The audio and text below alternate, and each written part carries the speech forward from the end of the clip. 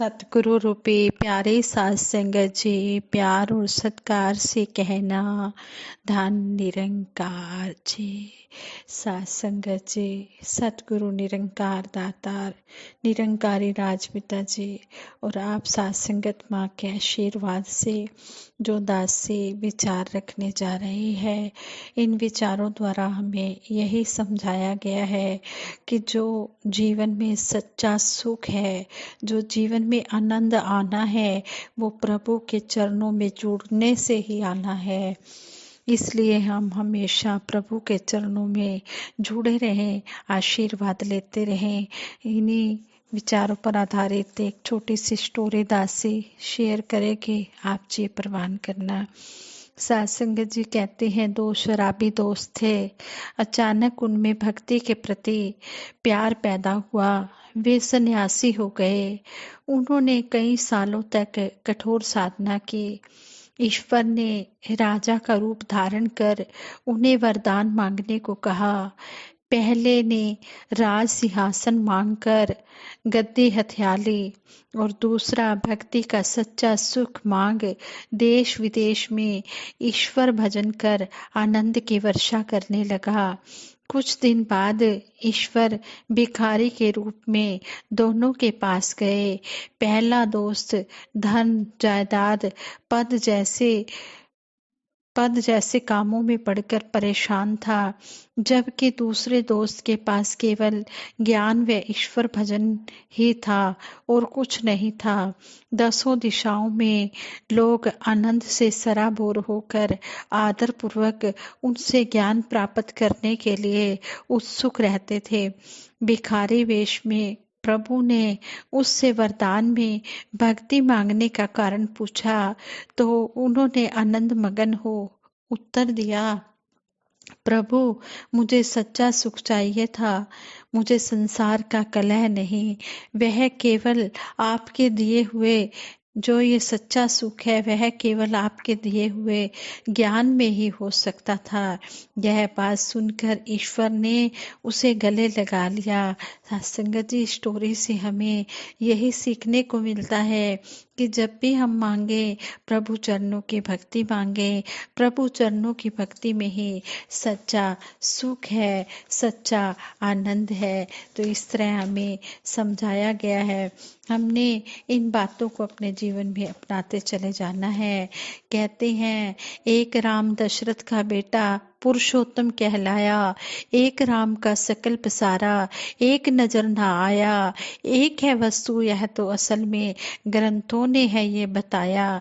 हर घट में राम ही राम समाया। राम बिना कोई जगह नहीं खाली, जिन खोजा तिन पाया। जिसने प्रभु को जानने की जिज्ञासा मन में रखी है, उसको प्रभु अवश्य मिला है। और प्रभु के चरणों में आकर हमने सच्चा सुख पाना है, जीवन में आनंद लेना है। कहते हैं कि हमने ये जो है संसार में रहते हुए कार्य व्यवहार करने हैं। ये नहीं कि हमने संसार से जुड़ना नहीं है, लेकिन हमने अपना प्रेम जो है ये प्रभु परमात्मा के साथ बना कर रखना है। तो इस तरह हमें इस स्टोरी द्वारा सीखने को मिला है। कहते हैं, ब्रह्मलीन कवि विवेक शोक जी ने भी एक शेर द्वारा हमें समझाया कि जहाँ हो शान और शौकत का दिखावा, नाम गुरमत का, वहाँ पर जिस्म जाता है, गुरु शामिल नहीं होता। कहते हैं कि जो दिखावे की भक्ति होती है, उसे सतगुरु कभी भी स्वीकार नहीं करता है।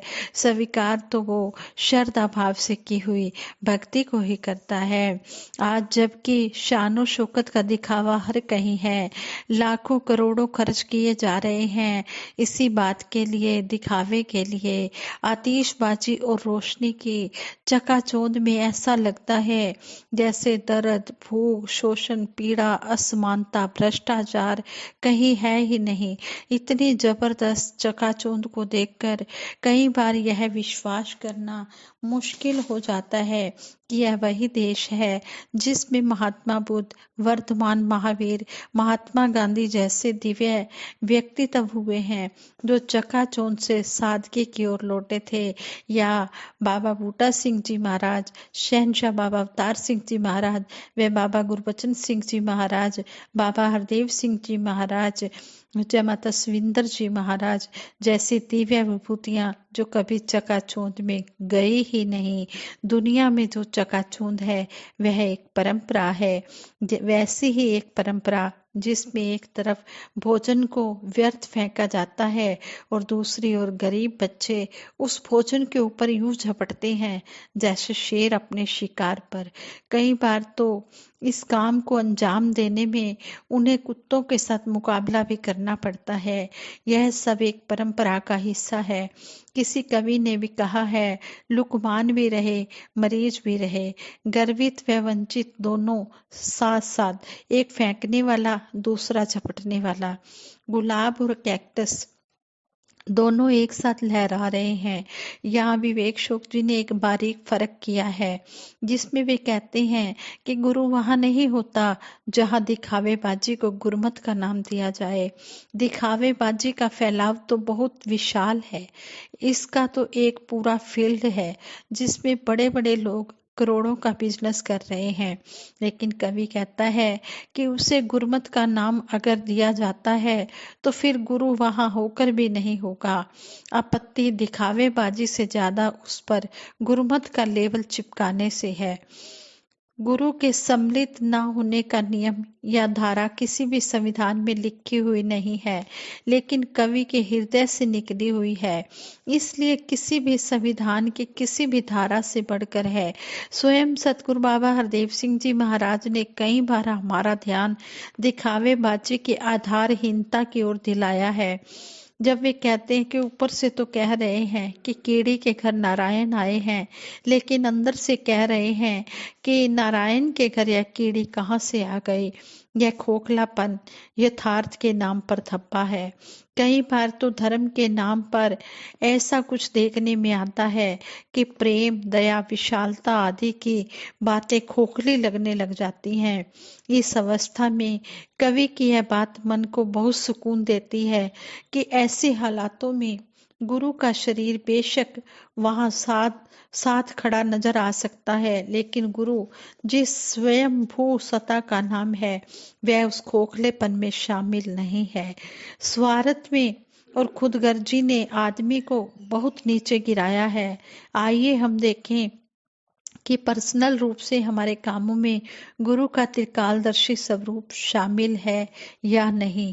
पावन गुरबाणी का शब्द है, गुरु दी मत तू ले ई आणे, गुरु बिना बहु डूबे सियाने। कि गुरु की मत को ये इंसान तो अपना ले, क्योंकि सतगुरु की मत ही सर्वश्रेष्ठ होती है और इसके बिना कोई कितना भी चालाक इंसान क्यों ना हो, उसे डूबने से कोई नहीं बचा सकता।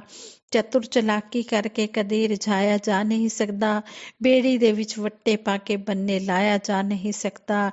बन्ने लाने का अर्थ ये बताया है कि चतुर चलाकी करके भवसागर से पार नहीं हो सकता इंसान। भव सागर से सिर्फ सतगुरु ही पार लगाता है। जो सतगुरु की शरण में आ गया उसको ही गुरमत मिलती है। इसलिए हम दिखावे की भक्ति ना करें, हम श्रद्धा समर्पण भाव से एकमिक होकर सतगुरु के चरणों में आए और भक्ति को करें और अपने आप को सतगुरु के चरणों में इस तरह समर्पण कर दे जिस तरह ये हमें कई बार कहानी भी सुनने को मिलती है कि एक युवक ने किसी महात्मा के कहने पर इस पार ब्रह्म परमात्मा का ज्ञान ले लिया। गुरु के कहे अनुसार नित्य प्रति सेवा, सत्संग और सिमरन भी करने लगा। कुछ समय तक सेवा, सिमरन, सत्संग करने के बावजूद भी उसकी गरीबी की हालत नहीं बदली। वह गरीबी झेलता ही रहा, न कपड़े, न खाने, न रहने की व्यवस्था। दया का पात्र बना, कभी किसी से पुराने कपड़े, खाना या कुछ आवश्यकताओं की वस्तुएं पा लेता, उसी में ही वह संतोष कर लेता। दया का पात्र बना वह युवक सत्संग में जा रहा था। एक महात्मा ने उसे रोक कर कहा, देखो, सत्संग करने जा रहे हो, सत्संग माँ होती है, वह सभी की फरियादें पूरी करती है। तुम भी सत्संग माँ से आज अपने लिए कुछ मांग लेना। यह बात सुनकर वह युवक सत्संग में चला गया। सत्संग समाप्ति होने पर वह युवक बाहर निकला तो वही प्रेरणा देने वाले महात्मा कुछ महात्माओं के साथ फिर मिल गए और उस युवक से पूछ बैठे, कहो, तुमने माँ से अपने लिए कुछ मांग लिया है ना? युवक चुपचाप खड़ा रहा। महात्मा ने फिर पूछा, कहो, कुछ मांग लिया है कि नहीं? युवक की आंखों में आंसू आ गए और बोला, महात्मा जी, सत्संग माँ से क्या कुछ मांगना भी पड़ता है? क्या वह यह नहीं समझती कि मेरे बच्चे को क्या चाहिए? यह तो स्वयं जानती है कि मेरे बच्चे को क्या चाहिए। हो सकता है कि यह मेरी परीक्षा ले रही हो। आप ही बताइए, अबोध बालक ने क्या कभी माँ से दूध, कपड़े या अपनी सुरक्षा मांगी है? यह चिंता तो जन्म से ही स्वयं माँ करती है, फिर आप मुझसे मांगने को क्यों कहते हैं? यह बात सुनकर सभी ज्ञानवान महात्माओं के भी आंसू आ गए। उन्होंने युवक को गले से लगा लिया। युवक फिर खड़ा हुआ, फिर बोला, कभी कभी माँ बालक को अपने पैरों पर खड़ा होकर चलना सिखाते हुए उसकी पकड़ी हुई उंगली छोड़ देती है कि बालक अपने आप चलने लगे। किंतु जब बालक गिरने लगता है तो माँ गिरने से पहले ही उसे पकड़ लेती है। माँ से कुछ मांगने बताने की जरूरत नहीं, यह स्वयं बच्चे की जरूरत को समझती है। समय के साथ उस युवक का यह विश्वास खरा सिद्ध हुआ। प्रभु की कृपा से उसके जीवन में सुखद परिवर्तन आए और वह सुखी जीवन जीने लगे।